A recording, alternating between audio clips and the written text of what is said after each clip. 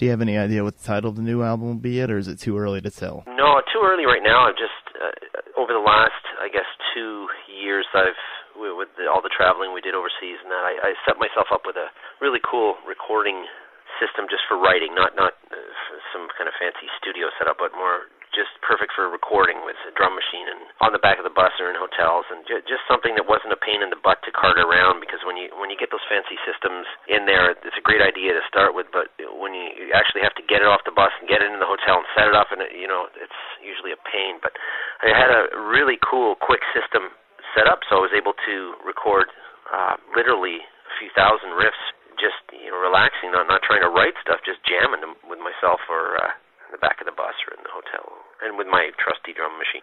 So this time I've got more guitar riffs, so to speak, than I've ever had, probably almost a combination of about 5 or 6 records worth of riffs that are really good riffs, so I've got to weed them down and find the best ones out of there. And cool. Anyway, yeah, it's a lot of fun. It's a lot of fun trying to do things a little bit differently each time, because as most people would imagine, when you're the driving force creatively behind the band, it's tough to put out, like, this will be our 13th studio record, and that I think that equals about 140 songs.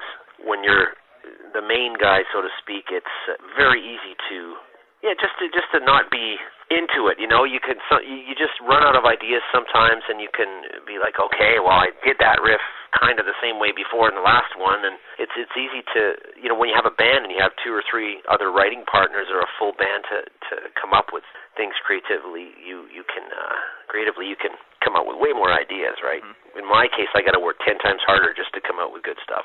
So.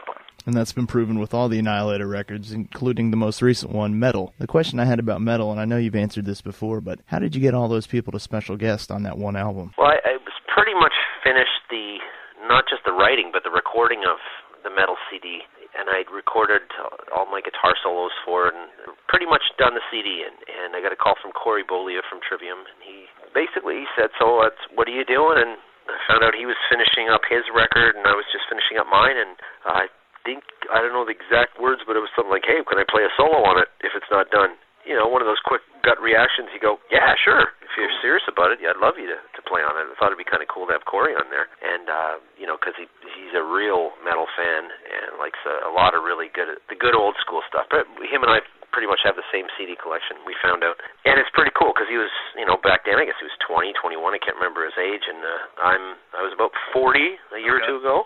So it was kind of cool to have a 20-year gap in age, but have the same CD collection. And I thought, well, okay, that'd be awesome to get him on an Annihilator record for sure. And I guess later the same day, Michael Lamott gave me a call, and once again I thought really quick and said, well, wait a minute, if Corey wanted to be on, maybe Michael would be interested. So I asked Michael Lamott, and that's it. Within a couple days, I asked my friends in The Haunted and a buddy of mine from band Anvil and In Flames and a lot of different really cool bands, and that was it. It just steamrolled after that, and a couple of people around me were saying, you're never going to get the rights to get all these people on your record. You're never going to be able to pay them enough. You're never going to be able to do it. And it was funny because it is actually a tough thing to do to get the rights for this, because most of the time the artists don't own their own rights to themselves. The record companies own them.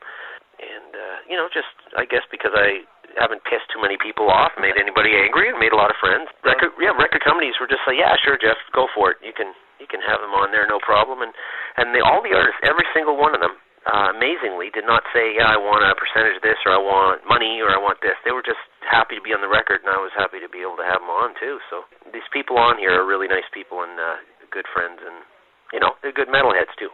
Now, with the song Clown Parade, did you do an instructional video for that, for a Japanese magazine or something, I believe I read about?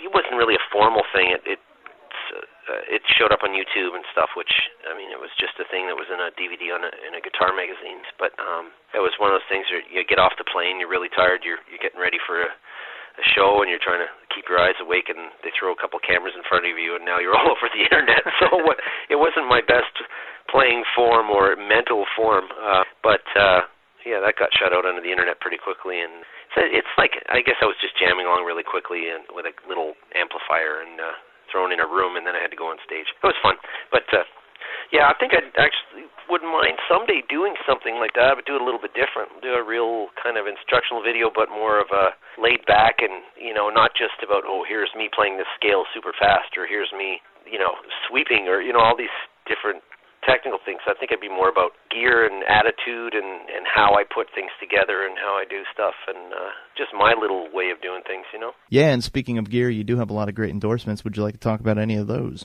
There's a few things coming up, actually, that are really exciting for me. I just managed in the last year or two to connect with a bunch of guitar and just a whole pile of stuff going on. That it's, I guess, once you start getting out there, people come knocking in your door a lot, and that's a good thing.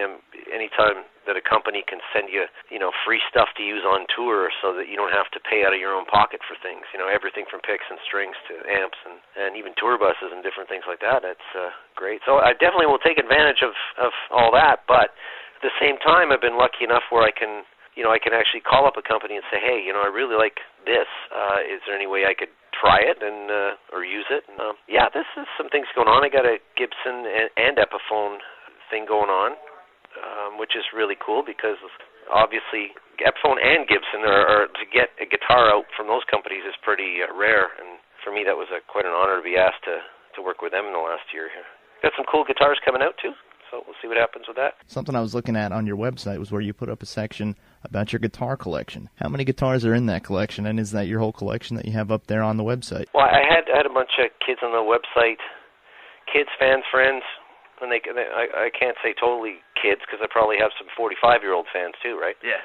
But some friends on our website forum were asking me, can you show us your guitar stuff and that. So I did a little video up for them and ended up on YouTube and just about some of the gear I use and the pedals, all this boring stuff that only guitar players or real fans of your own band would really want to hear or see.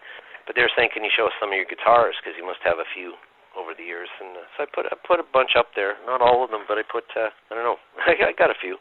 I think my buddy John Schaefer, I was talking to him from my Stirth. I was talking to him a few months ago after we finished the tour with them, and he sent me some pictures of his collection. Awesome. He's into Les Paul guitars, and I'm into Flying V's, so we had this really cool back and forth. Check this out, check that out, Wow, it was pretty cool. He liked all the Flying V's, and I was just dying when I saw these Les Pauls because they're really expensive, beautiful guitars, the ones he's got. But no, I got a few. I think I could build a boat out of them, glue them all together, and I could probably sail around the world. I could see that. Maybe that could be the next video, for the new record. Yeah, that reminds me of that Duran Duran video many years ago. But anyway, her name is Rio or something. I don't even know the name of the song, but yeah. Yeah, except maybe you can cover that. Yeah, right. And I could be sitting on the guitars in my bathing suit. No, I think I'd be wearing a white suit if I remember that video correctly. I have no idea. Yeah. But hey, remember that's back when George Michael and Duran Duran and all that was big. I would have been 14. So there you go. We were getting plastered with that all over MTV and Much Music.